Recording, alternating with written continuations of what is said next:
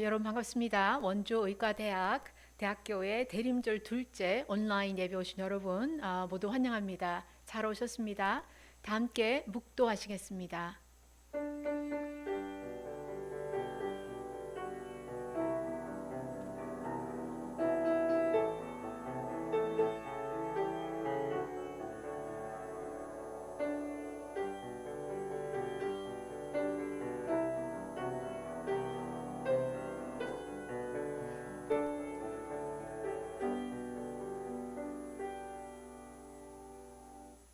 그는 궁핍한 자가 부르짖을 때에 건지며 도움이 없는 가난한 자도 건지며 그는 가난한 자와 궁핍한 자를 불쌍히 여기며 궁핍한 자의 생명을 구원하며 그들의 생명을 압박과 강포에서 구원하리니 그들의 피가 그의 눈앞에서 존귀 여김을 받으리로다. 그 영화로운 이름을 영원히 찬송할지어다. 온 땅에 그의 영광이 충만할지어다. 아멘. 이제 다 함께 일어나셔서 찬송가 102장 함께 부르시겠습니다.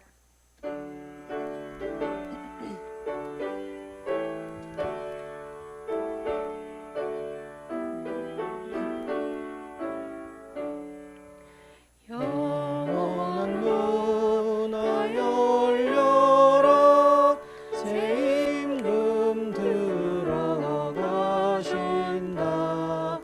왕의 왕이 오시니 만민의 구주시로다.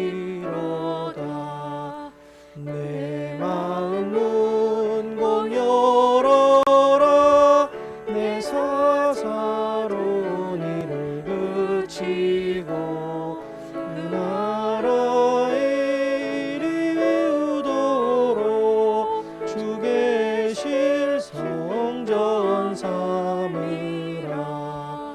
오 나의 주 내 마음에 보뜨사 함께 계시며 그 큰 사랑을 베푸사 늘 동행하여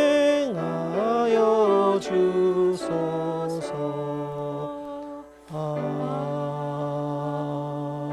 아멘. 사도신경으로 우리의 신앙을 고백하겠습니다. 나는 전능하신 아버지 하나님 천지의 창조주를 믿습니다. 나는 그의 유일하신 아들 우리 주 예수 그리스도를 믿습니다.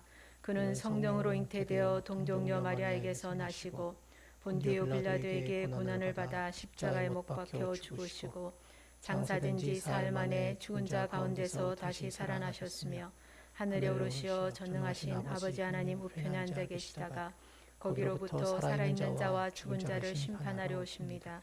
나는 성령을 믿으며 거룩한 공교회와 성도의 교제와 죄를 용서받는 것과 몸의 부활과 영생을 믿습니다. 아멘.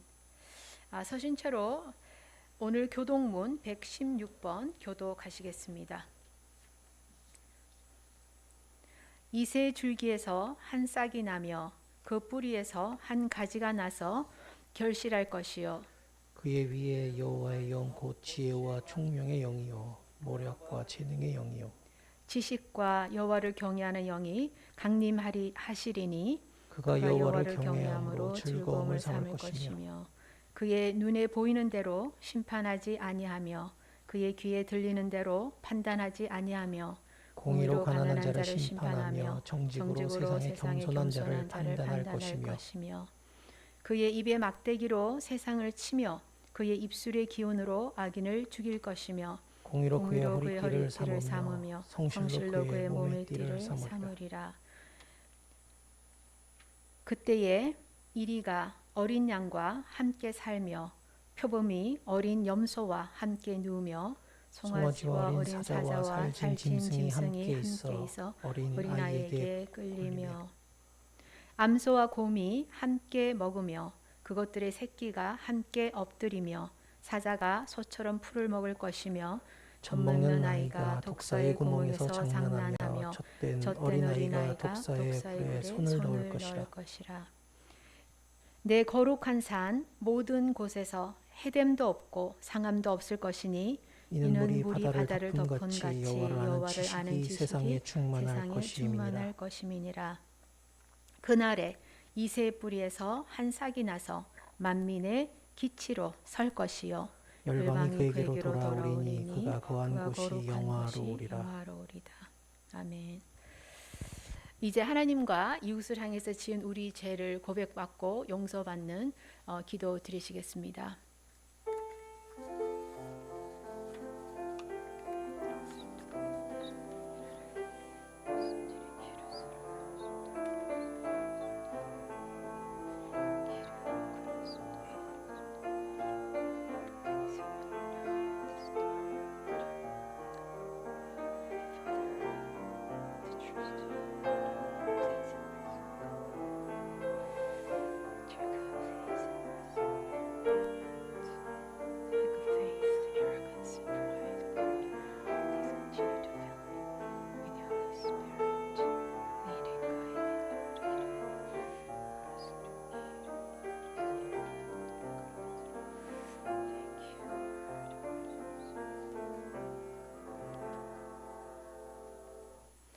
하나님께서는 진심으로 회개한 사람을 용서하십니다.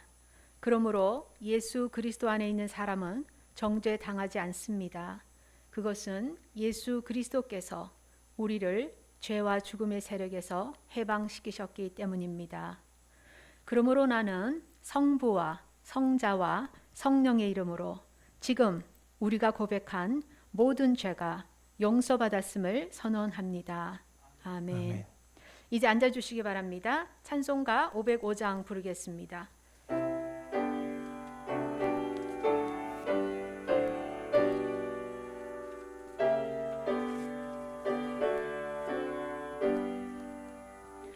온 세상 위하여 나 복음 전하리. 만 백성 모두 나와서 주 말씀 들으라. 죄 중에 빠져서 헤매는 자들아, 주님의 음성 듣고서 너 구원받으라. 전하고 기도해 매일 증인 되리라.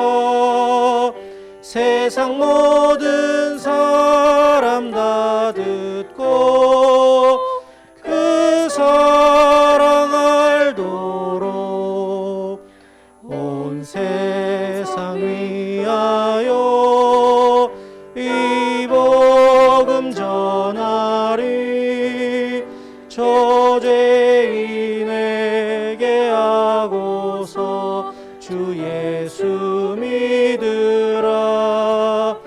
이 세상 구하려 주 돌아가신 것 나 증거하지 않으면 그 사랑 모르리.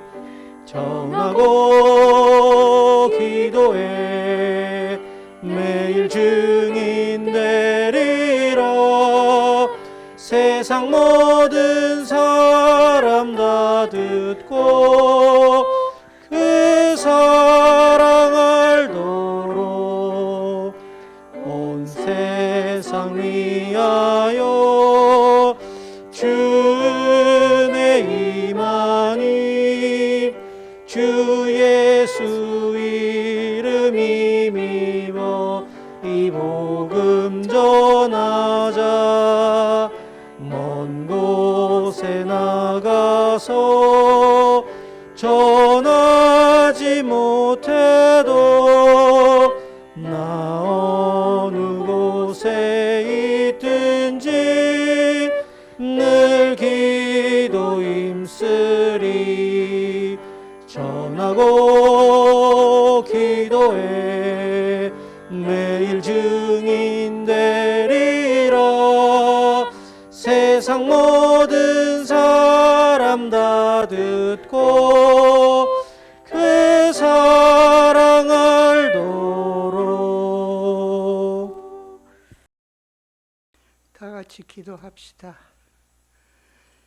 Hear my cry, O God. Listen to my prayer. Lead me to the rock that is higher than I. For you are my refuge, a strong power against my enemy. 그건 시편 61편. 우리는 어려운 시대, 많이 아픈 사람 있는 시대 살고 있습니다. 하나님 보고 우리는 외치는 것은 도와주세요. 도와주세요. 걱정하는 이유가는 많습니다. 무서운 것도 있습니다. 그러나 우리는 혼자 있는 것은 아닌 것은 알고 있어요. 우리는 우리 하나님 같이 계시고 언제든지 같이 계시고 어디든지 같이 계시는 것을 믿습니다. 하나님 도움이 많이 필요해요. 우리 무섭다고 생각하는 것, 걱정하는 것. 이 병은 멈출 수도 없었어. 아무거 뭐 해도 멈추지 않은 것 같은데 도와주시옵소서. 우리는 혼자 있다고 생각할 때 같이 계시옵소서. 우리는 개인으로 아무것도 못한다고 생각했는데 도와주세요. 우리 하나님 의지합니다. 용서해 주시고 특히 우리는 하나님 우리한테 주는 선물, 희망, 평화, 즐거움, 사랑 잃어버릴 때, 포기할 때 용서해 주시옵소서. 우리 눈은 참 뜨고 하나님 우리한테 희망, 평화, 즐거움, 사랑 주는 것은 볼 수 있게 도와주시옵소서. 그런 좋은 선물 우리 옆에 있는 사람들 줄 수 있도록 인도해 주시옵소서. 2020년 끝으로 가는 중인데 크리스마스도 오는 중이고 우리는 거기서 준비하면은 이 1년 동안 뒤로 보면은 좀 어려운 불확실한 한 해 또는 두려운 해라고 생각합니다. 우리는 하고 싶은 것, 그 전에 했던 것 많이 못합니다. 우리 보고 싶은 사람 방문도 못하고 우리는 몇 주 교회에서 같이 예배 못하는 데 있었어. 그러나 하나님한테 많은 것은 감사드립니다. 금년에는 우리는 어떻게 온라인 워십 하는 것 배웠고 사람 너무 가깝게 앉게 움직일 수 있도록 배웠어요. 집에서 일할 수 있고 아니면 컴퓨터에서 일할 수 있고 이 제한점은 있어도 어떻게 살 수 있는 것도 배웠어요. 우리 사람도 하고 관계 맺는 것 유지하도록 배웠어요. 오늘 그 아픈 사람, 가난한 사람, 특히 일자리 없어졌으니까 가난한 사람, 학교도 못 가든지 일 못 간 사람들 기억합니다. 우리 아는 사람도 있고 우리는 모르는 사람 같이 계시옵소서. 금연회 끝나면서 새해 들어가는데 학생들 시험 보는 기간 됐어요. 학생들 준비 많이 했어요. 그 준비한 것 쓸 수 있도록 도와주시옵소서. 자신 있게 시험은 보도록 도와주시옵소서. 졸업하는 학생들 앞으로 새해 새 경험 많을 것 같아요. 또 공부하든지 일하러 나가든지 새 경험이 있어서 이 새 경험은 들어가면은 하나님 같이 계시옵소서. 어려운 때 있어도 혼자 있다는 것은 기억하도록 도와주세요. 하나님 같이 계시고 사랑하고 도와주는 것 기억하도록 도와주시옵소서. 오늘 그 코비드-19 아픈 사람도 기억합니다. 그뿐 아니고 그 사람 치료하는 간호사, 의사, 병원 직원 기억합니다.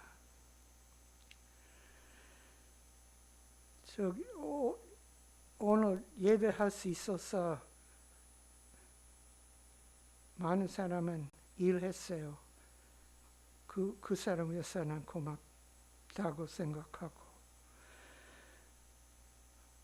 우리 예배하면서 하나님의 말씀, 음악, 성경 다 우리 잘 받을 수 있도록 우리 마음 열어주시옵소서. 우리 교회 다니는 사람은 이렇게 집에서 가족만 같이 예배하는데 기억합니다. 그 사람도 오늘 이번 주 예배할 때는 같이 계시옵소서. 우리는 다시 모여서 예배할 수 있게는 많이 기대하고 있습니다. 그러나 우리 식구는 어디든지 있든지 하나님 같이 계시고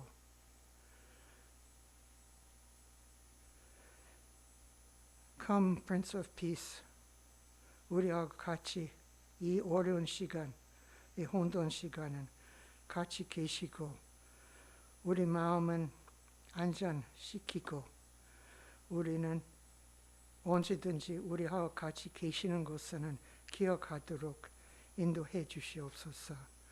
우리 주 예수 그리스도 이름으로 기도드립니다. 이번 주일 본문 말씀은 사도행전 10장 34절에서 38절입니다.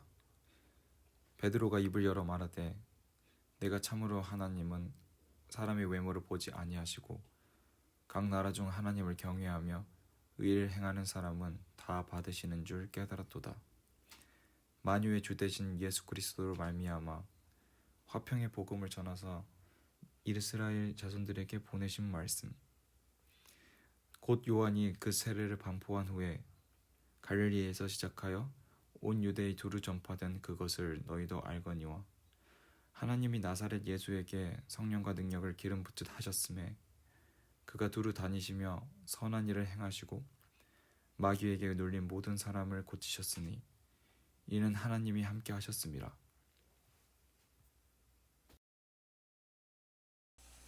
아멘.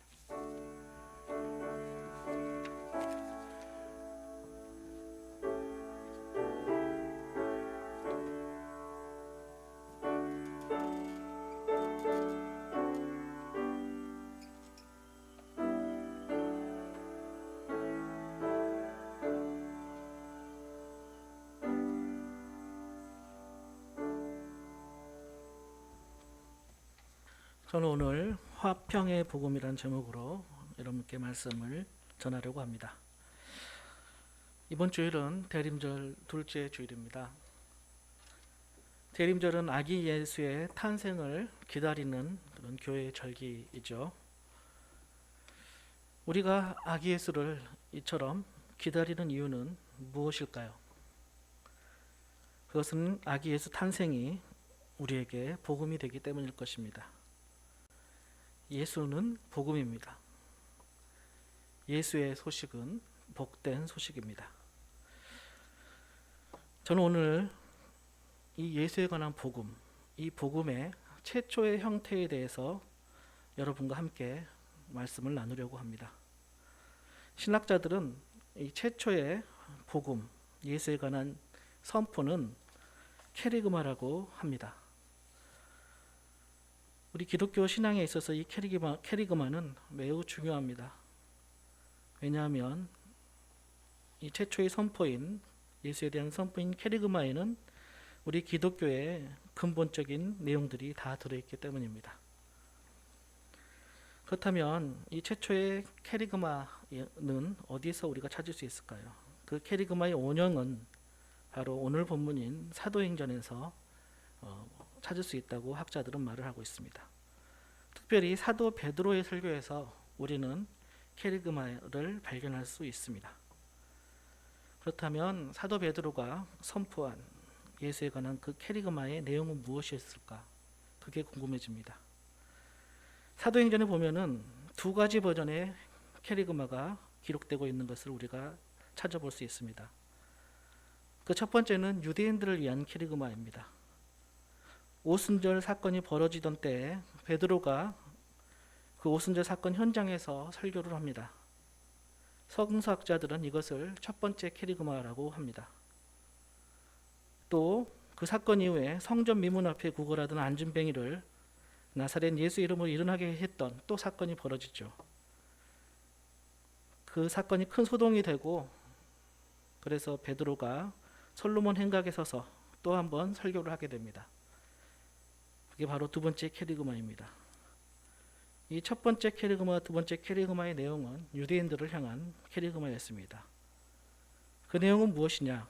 유대인들이 빌라도에게 내어주어 십자가에 죽게 했던 그분인 그 예수가 사실은 하나님의 아들 그리스도였다. 유대인들이 그를 로마인에게 내어줘서 죽게 했지만 하나님께서는 그를 다시 살리셨고 그분은 부활하셔서 세상 모든 사람의 능력과 구원의 주가 되었다. 그러므로 이 말씀을 듣는 여러분은 회개하고 그리스도 이름으로 세례를 받고 제사함을 받으면 성령을 받게 되고 그래서 구원을 받게 된다는 그런 내용이 바로 이 유대인들을 향한 케리그마의 내용입니다. 사도 바울 서신들에도 바울 사도가 이 케리그마를 선포했다는 내용들이 나옵니다. 사도 바울도 즉 케리그마를 선포했죠. 그런데 이방인의 사도라 스스로 칭하였지만 사도 바울의 케리그마 선포는 주로 유대인들의 율법주의에 대한 변론으로 한 것이 대부분이어서 그 내용은 베드로의 유대인들을 향한 케리그마와 유사합니다. 즉 바울의 케리그마 선포도 유대인들을 향한 케리그마였던 것입니다.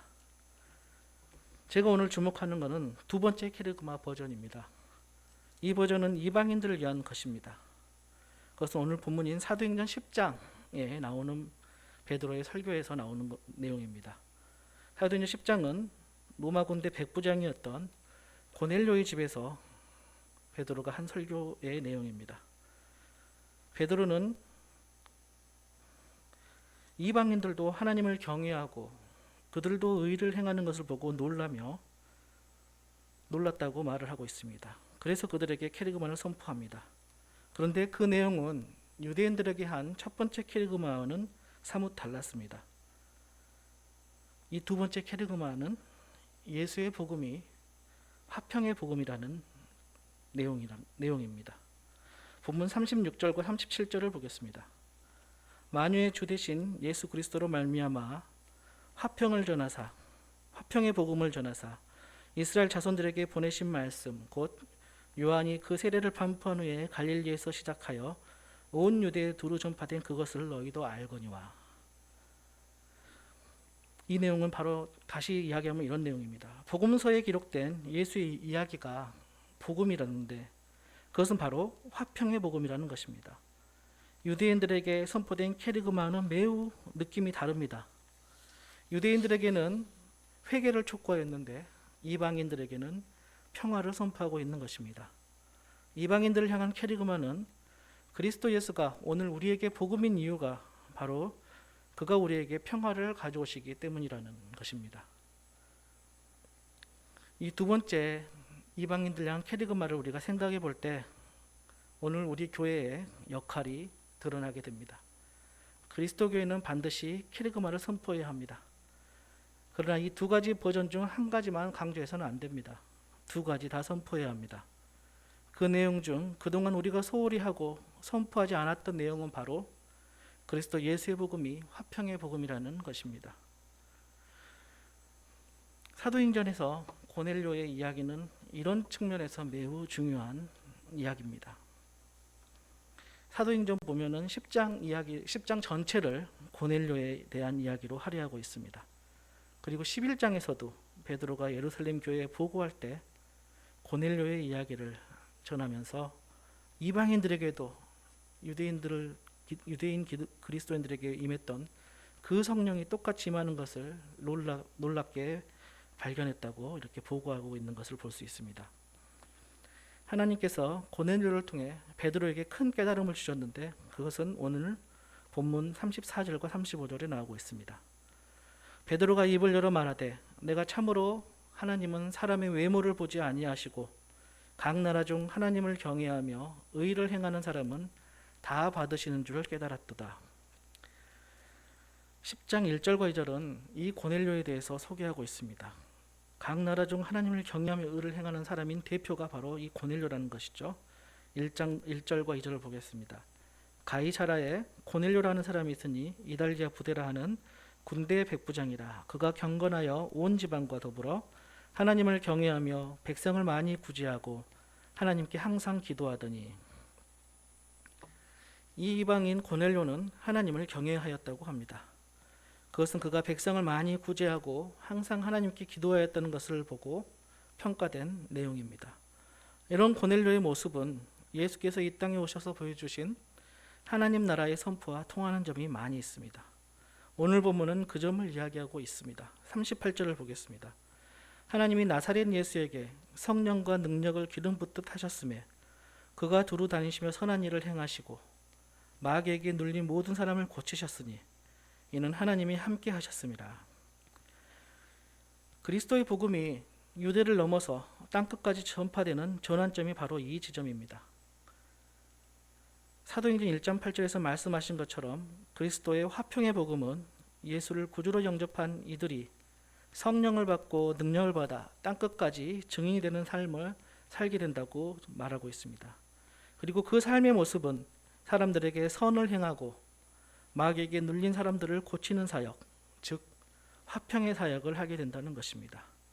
이것이 바로 화평의 복음이고 오늘 우리에게도 그리스도의 소식이 전해진 그 이유가 되는 것입니다. 만약 이방인들에게 화평의 복음이 전해지지 않았다면 오늘 우리는 그리스도를 알지 못하게 되었을 것입니다. 베드로는 오순절 사건 이후 성령 충만함으로 담대히 그리스도의 복음을 전하였습니다. 죽음을 무릅쓰고 담대히 공회에서 회개를 촉구하고 예수를 그리스도라고 선포했습니다. 그런 그였지만 그는 여전히 유대인의 율법적인 세계관을 벗어나지는 못했습니다. 그리스도의 복음이 오직 회개한 유대인들에게만 유효한 것으로 생각했습니다. 그는 유대인들의 문화와 풍속을 유지하고자 했습니다. 심지어는 이방인과 만나는 것조차 꺼려하였습니다. 그런 베드로에게 하나님은 환상을 보여주시며 율법에 나오는 각종 부정한 음식을 먹으라고 3번이나 권하였습니다. 베드로는 당연히 거부했습니다. 자신의 세계관을 벗어날 수 없었기 때문입니다. 이런 베드로에게 하나님은 이렇게 말씀하십니다. 하나님께서 깨끗하게 하신 것을 네가 속되다 하지 말라.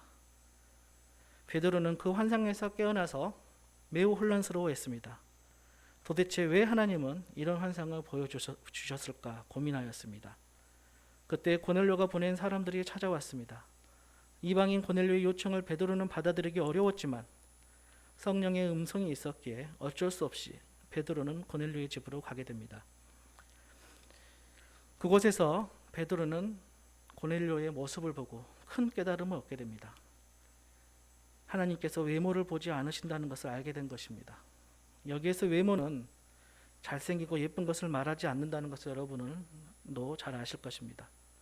여기서 외모는 유대인의 정결법, 즉 부정한 음식을 먹고 마시지 않는 것과 또 할례를 행하는 것, 이것을 바로 외모라고 말하는 것입니다.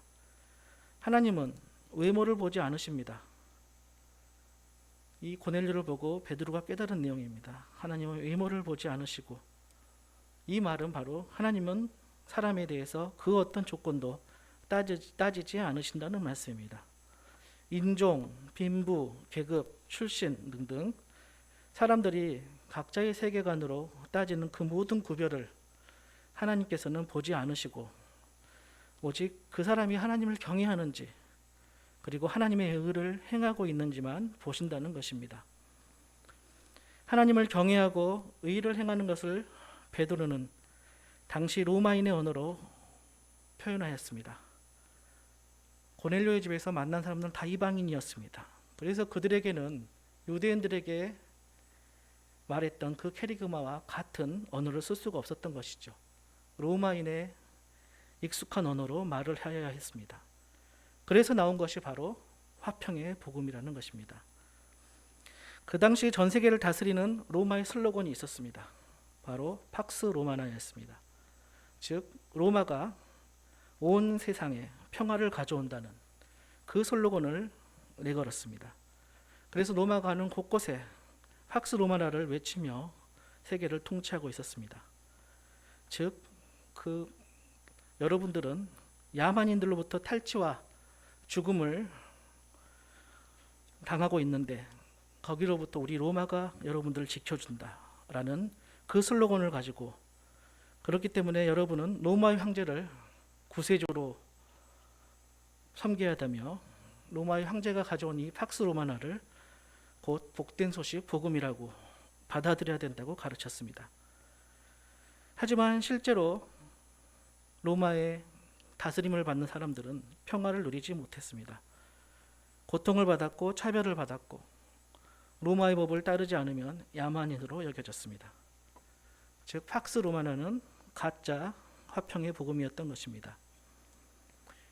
고넬료도 로마 사람이었습니다. 로마 군인이었지만 고넬료는 이 가짜 평화를 바라보게 되었습니다. 알게 되었습니다. 자기들이 이곳을 다스리러 왔지만 여전히 고통받는 많은 사람들을 볼 수 있었습니다. 그는 곧바로 하나님을 두려워하는 마음을 가졌죠.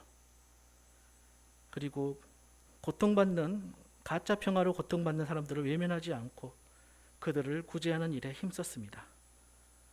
하나님은 이를 의로 여겨주셨습니다.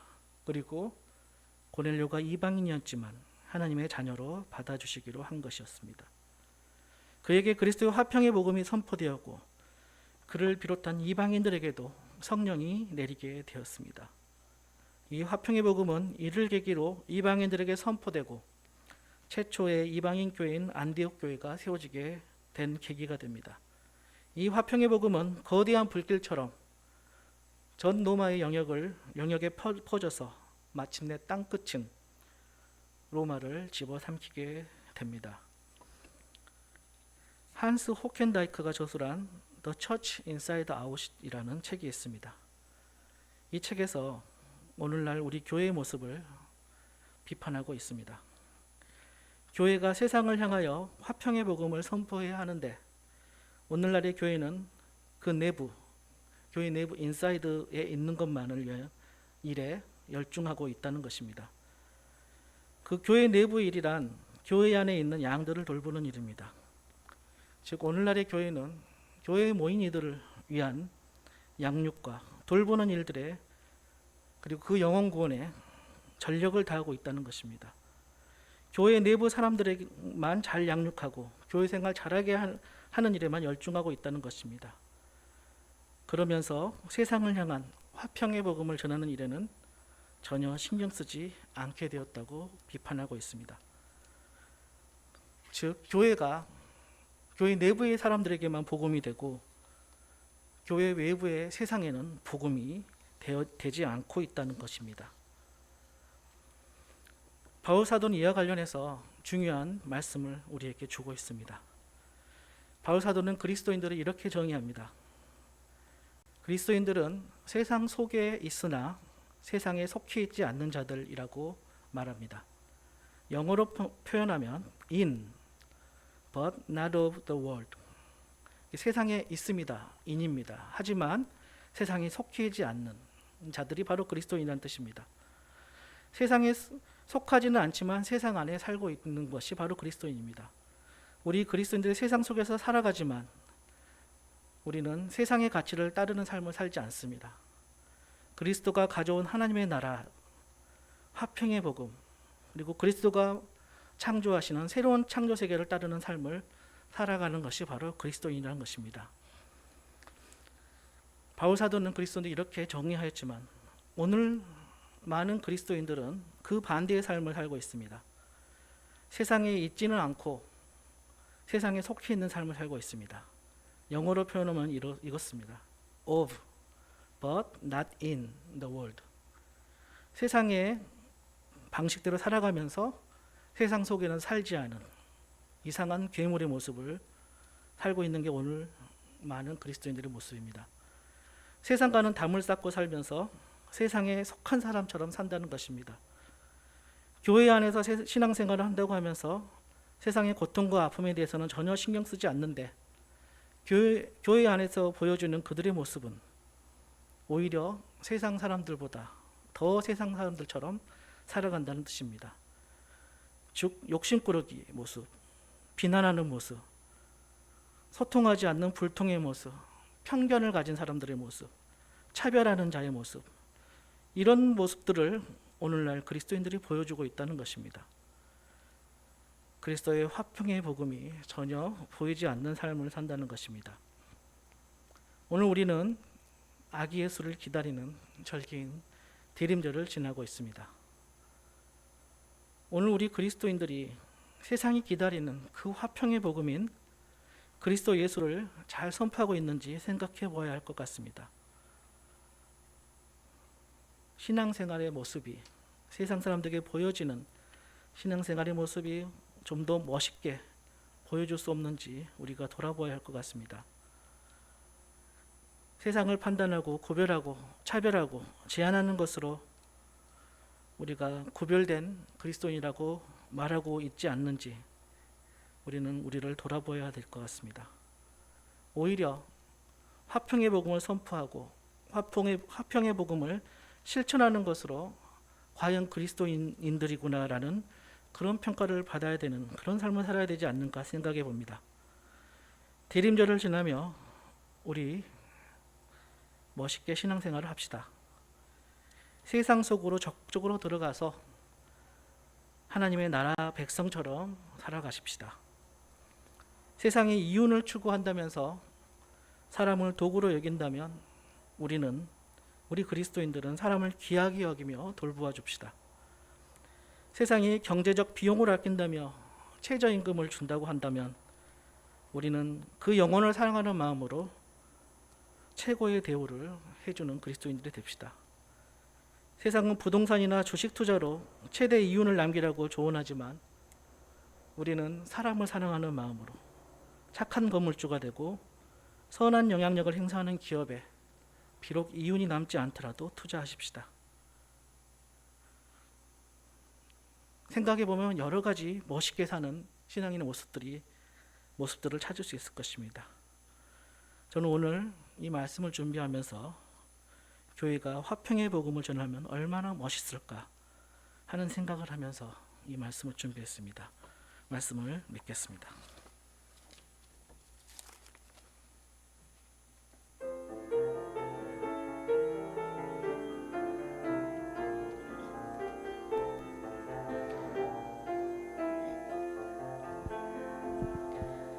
이 말씀 따라 사는 동안 지치지 않아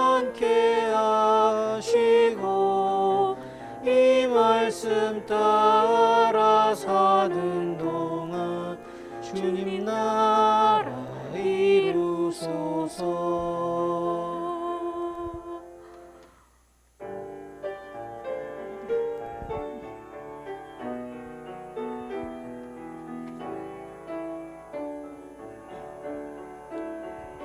내가 가진 것 중에서 가장 소중한 것으로 우리 사는 동안에 가장 소중한 주님께 기꺼이 드리네. 모두 드리네. 넉넉히 받으실 주께 드리네. 아무 가진 것 없어도 항상 부족하여도 약한 이 몸을 높이어 가장 큰 일을 맡기셨네. 기꺼이 드리네. 모두 드리네. 넉넉히 받으실 주께 드리네.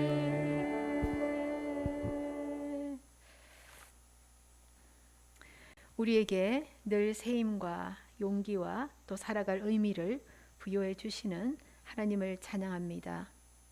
화평의 복음의 진수이신 눈에 보이지 않는 예수가 구세주로 믿어지게 하시고 또 그분을 신뢰하고 의지하게 하심에 감사합니다.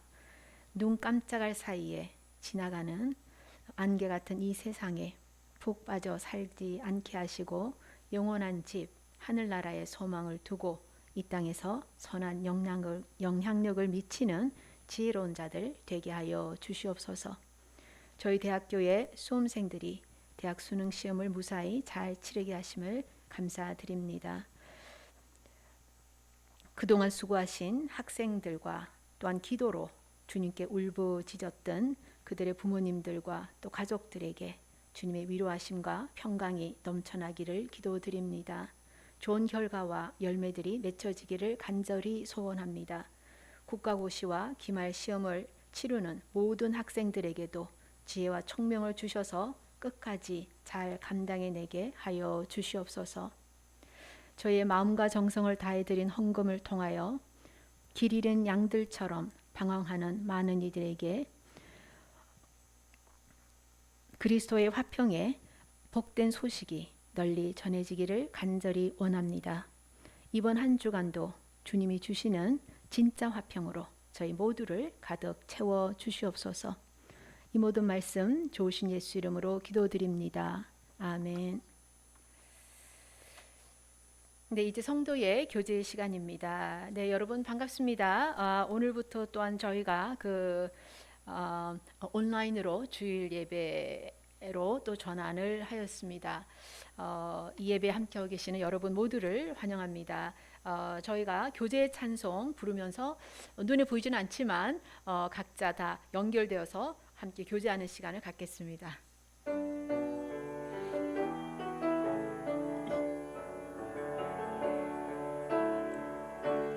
당신은 하나님의 언약 안에 있는 축복의 통로,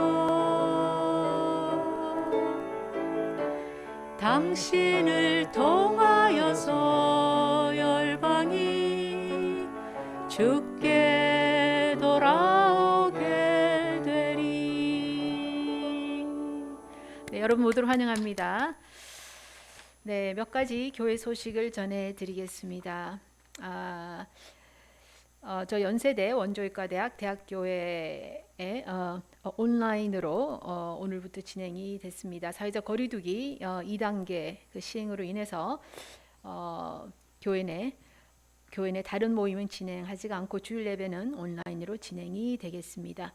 대학교의 장학생 신청을 받습니다. 기간은 12월 1일부터 31일까지입니다. 자세한 내용은 제출 서류 등은 대학교 홈페이지를 참조를 해 주시기 바랍니다. 기도 제목입니다. 이제 입시가 이제 끝났습니다. 주님께 감사드리고 무사히 잘 끝나게 하신 것. 그러나 또한 그 외에 또 학생들은 국가 고시생들은 계속 지금 시험을 치르고 있습니다. 위에서 계속 기도를 해 주시기 바랍니다. 또한 이제 물론 스케줄이 다 틀리긴 합니다만 이제 또한 기말 시험에 그 모드로 들어간 학생들도 많습니다. 위에서 기도를 해 주시기 바랍니다. 그리고 저희 교우들 중에 건강을 회복하고 계시고 또한 치료 중이신 많은 분들이 계십니다. 그분들 일일이 기억해 주시고 기도하실 때 꼭 잊지 마시고 기도해 주시기를 부탁을 드립니다.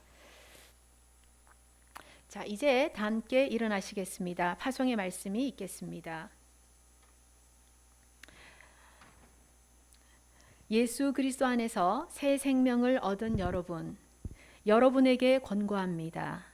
게으른 사람들을 훈계하고 소심한 사람들을 격려하며 약한 사람들을 붙들어주고 모든 사람들을 인내로 대하십시오. 여러분 중에서는 악으로 갚는 사람이 하나도 없도록 하고 언제나 남에게 선을 행하도록 힘쓰십시오. 항상 기뻐하십시오. 늘 기도하십시오. 어떤 처지에서든지 감사하십시오. 이것이 그리스도 예수를 통해서 여러분에게 보여주신 하나님의 뜻입니다. 아멘.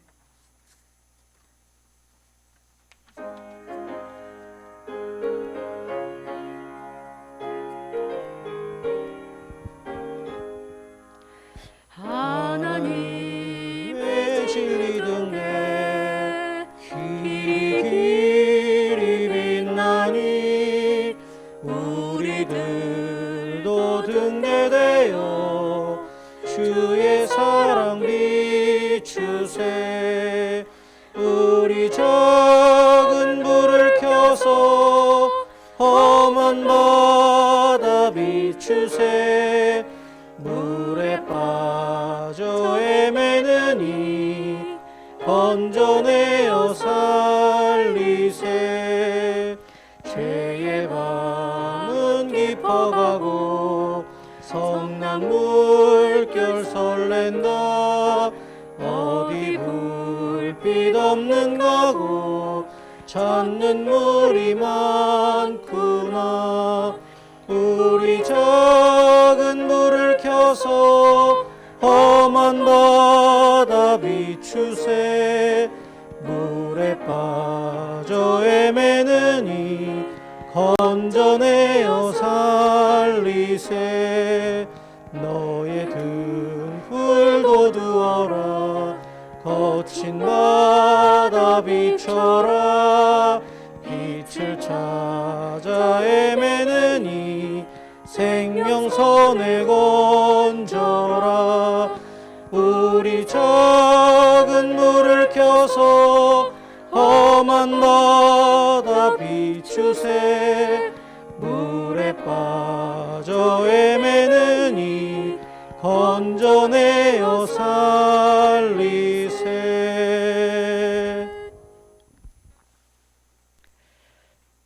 이제는 우리 주 예수 그리스도의 은혜와 하나님의 크신 사랑과 성령님의 우리와 함께 하심과 인도하심이 오늘 대학교에 주일 예배 참석하신 모든 분들과 그들의 가정과 원주 세브란스 기독병원과 우리 연세대학교 위에 지금부터 영원토록 함께 하시기를 간절히 축원하옵나이다. 아멘.